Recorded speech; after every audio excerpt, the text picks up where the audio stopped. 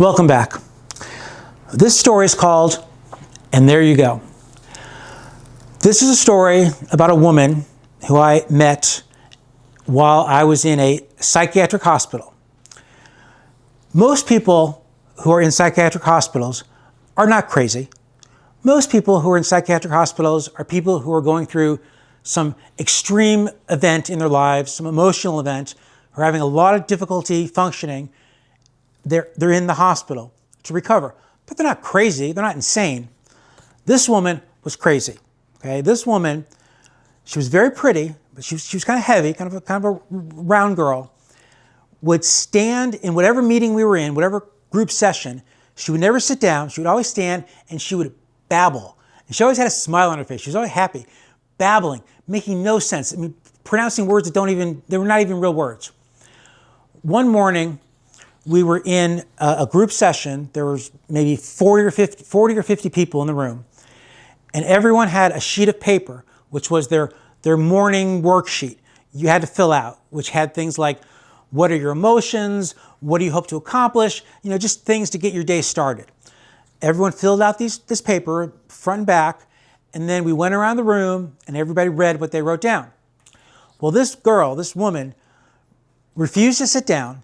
And the guy who was running the class kept telling her, sit down, sit down, sit down, sit down and shut up. She wouldn't sit down, she wouldn't shut up. She kept standing there by her desk, babbling.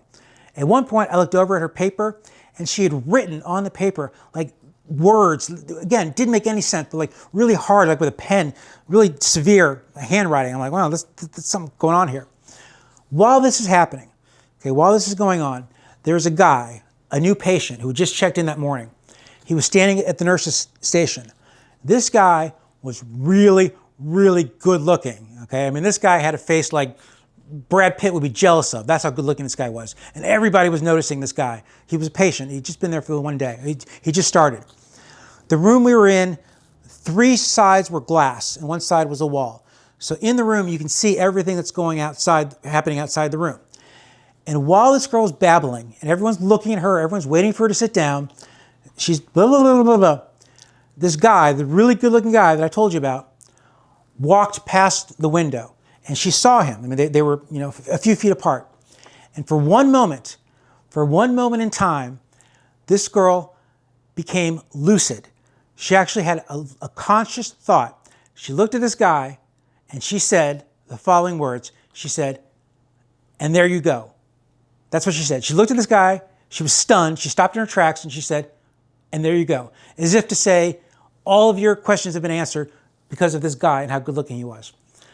So for the rest of my life, I've always thought about that girl and how she had a moment of lucidity. I looked that word up. It's a real word, lucidity, when she saw this good looking guy.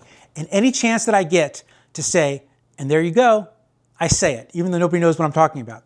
But that's the story of "And There You Go."